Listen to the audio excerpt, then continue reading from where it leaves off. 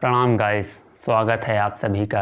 पहले तो मैं आप सभी से कहना चाहूँगा हर बार की तरह कि मेरी वीडियो को थोड़ी देर रुक कर देख लिया करें। 1-2 मिनट आपको बहुत पसंद आएगी, लेकिन आप लोग मेरे सब्सक्राइबर्स और मेरे व्यूज़ को देखकर भाग जाते हैं। यदि आप लोग नहीं देखेंगे तो व्यूज़ कहाँ से बढ़ेगा। बात तो सही है। तो इसलिए आपसे निवेदन है कि रुक कर देख लिया करें, बहुत मज़ा आएगी। तो चलिए, तो मेरा आज का टॉपिक है संसार की बहुमूल्य वस्तु। ये कहानी एकदम बहुत इंटरेस्टिंग है, आप लोग रुक कर सुनिए, एकदम मज़ा आएगी। तो एक बार महाराज कृष्णदेव राय अपने पड़ोसी राज्य उड़ीसा पर विजय प्राप्त कर अपने राज्य वापस आते हैं। पूरे राज्य में खुशी का माहौल था, मतलब पूरा विजय, उन्होंने फिर विजय उत्सव मनाने की घोषणा कर दी और फिर सब लोग खुशी थे एकदम कि महाराज उड़ीसा राज्य जीत कर आ गए हैं। और महाराज के दरबार में रोज़ नए नए कलाकार आते थे, मतलब सिंगर, डांसर। वे अपनी ऐसी ही कलाएं प्रदर्शित करते थे और महाराज से ढेर सारे उपहार लेकर जाते थे। और तभी अचानक महाराज के दिमाग में आता है कि क्यों ना मैं विजय स्तंभ बनवाऊँ। विजय स्तंभ आप सभी लोग जानते होंगे, एक स्तंभ में अपना जो विजय प्राप्त किए है उसके बारे में लिखेंगे कुछ। तो वे ऐसा ही करते हैं और उन्होंने एक शिल्पी को बुलाते हैं, मतलब जो स्तंभ बनाता था उस समय उसे शिल्पी कहते थे। तो शिल्पी को बुलाते हैं तो वह आता है और विजय स्तंभ का निर्माण किया जाता है कुछ दिन में।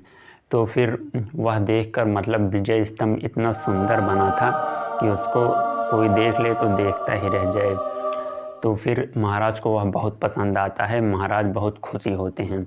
तो फिर वो शिल्पियों के मुख्य को बुलाते हैं, मतलब जो वो पूरा करता था देख रेख, मतलब जिसके ऑर्डर से पूरा बनता था, मेन था, और मजदूर बनाते थे, तो मेन वाले को बुलाते हैं और उसे, मतलब विजय स्तंभ बनवाने का जो धन हुआ था उसे वे देते हैं और बोलते हैं कि मैं तुमसे बहुत प्रसन्न हूँ, तुमने इतना सुंदर विजय स्तंभ बनवाया है, मैं तुम्हें इसके अलावा कुछ और देना चाहता हूँ। लेकिन वह जो था शिल्पी, वह बहुत स्वाभिमानी था। वह अपने मेहनत के अलावा, मतलब जो वह मेहनत करता था उसके अलावा दूसरा धन नहीं लेता था। तो फिर लेकिन महाराज अड़े हुए थे कि नहीं, मैं तुम्हें दूंगा। वह कहता था, महाराज आपने मेरी इतनी प्रशंसा कर दी, वही बहुत है, बस करिए, अब मुझे और कुछ नहीं चाहिए। लेकिन महाराज अड़े थे अपनी बात पर, अब वह उन्हें कैसे समझाए। और उस दिन तेनालीराम भी नहीं आए थे कि दोनों को एकदम संतुष्ट कर दें। तो फिर लोग जो दरबारी उपस्थित थे वे लोग कहते हैं शिल्पी से कि मांग लो यार, तुम महाराज इतना अनुरोध कर रहे हैं, वैसे भी इतना अच्छा मौका किसी को नहीं मिलता।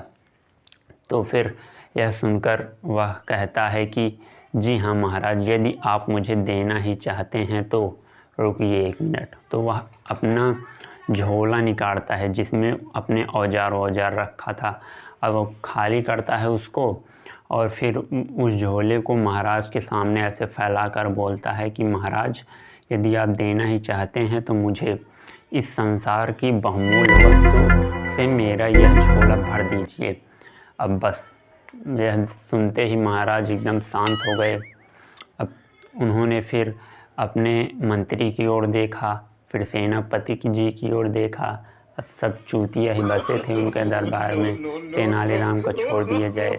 अब सेनापति जी ने राजपुरोहित जी की ओर देखा, तो राजपुरोहित जी जो है कुर्सी पर बैठकर अपना नाखून दांत से कुतर रहे थे।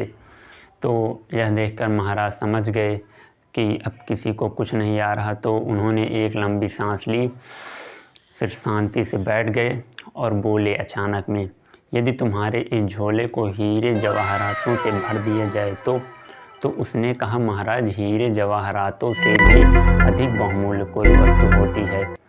तो फिर महाराज एकदम अब धीरे धीरे क्रोधित होने लगे, लेकिन फिर करते भी क्या, उन्होंने ही ज़बरदस्ती उसे किया था कि तुम मांगो ही, तो उसने मांग लिया था, तो बैठ गए थे।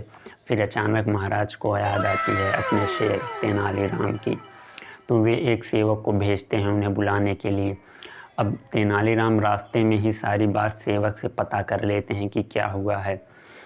तो जैसे वे पहुंचते हैं, महाराज उनसे पूछते हैं कि तेनालीराम, तुम बताओ संसार की सबसे बहुमूल्य वस्तु क्या है। तो फिर तब तेनालीराम बोलते हैं कि महाराज, यह बात तो लेने वाले पर निर्भर करती है कि संसार की बहुमूल्य वस्तु क्या है, कि उसे सबसे बहुमूल्य क्या लगता है। तो फिर यह कहते हुए तेनालीराम बोलते हैं कि बताओ किसे चाहिए संसार की सबसे बहुमूल्य वस्तु। तो फिर वह जो शिल्पी था वह अपना झोला लिए हाथ में बढ़ने लगता है तेनालीराम की ओर। अब सब एकदम शांत हो जाते हैं कि यार तेनालीराम क्या देंगे। सबके दिलों की धड़कन एकदम थम जाती है, धक धक धक धक। तो फिर सब लोग एकदम ध्यान से देखते रहते हैं। तो वह जाता है और तेनालीराम को झोला दे देता है। अब कहानी को यहीं पर रोकते हैं गाइस। पहले तो आप लोग बताइए कि संसार की बहुमूल्य वस्तु क्या हो सकती है। मैं आपको थोड़ा सा समय देता हूँ। 5, 4, 3, 2, 1। A few moments later. अब मैं बताता हूँ। यदि आप लोग कमेंट में बता दिए होंगे संसार की बहुमूल्य वस्तु, तो आप लोग मतलब बहुत दिमाग से तेज हैं, और जो नहीं बता पाया होगा वो मेरी तरह और भी ज़्यादा तेज है। तो चलिए मैं बताता हूँ। तो उन्होंने उसका झोला लिया और 2-3 बार झोले को ऊपर किया, नीचे किया, फिर ऊपर किया, फिर नीचे किया, फिर झोले का मुंह बांध कर उसे दे दिया। अब शिल्पी झोला लेकर महाराज को बोला नमस्कार और चला गया। अब महाराज उसे देखकर एकदम हैरान रह गए। फिर उन्होंने उसके जाने के बाद तेनालीराम से पूछा, तेनालीराम, तुमने तो झोले में कुछ दिया ही नहीं, बस उसे ऊपर नीचे करके उसे बांध कर दे दिया। तो तेनालीराम ने बोला, महाराज आपने ध्यान नहीं दिया, मैंने उस झोले में हवा ऊपर नीचे की और उसमें हवा भर दी और उसे दिया। तो गाइस, आप लोग जान गए होंगे कि संसार की सबसे बहुमूल्य वस्तु हवा होती है। समझ रहे हो? समझ रहे हो आप? समझ रहे हो? अब जानिए कैसे। तो महाराज ने पूछा कैसे, हवा कैसे? तो उन्होंने बताया कि महाराज, हवा ही हमारे लिए सबसे बहुमूल्य वस्तु है, क्योंकि बिना हवा के कोई जीवित नहीं रह सकता। ना आग जल सकती है, ना पानी बन सकता है बिना हवा के।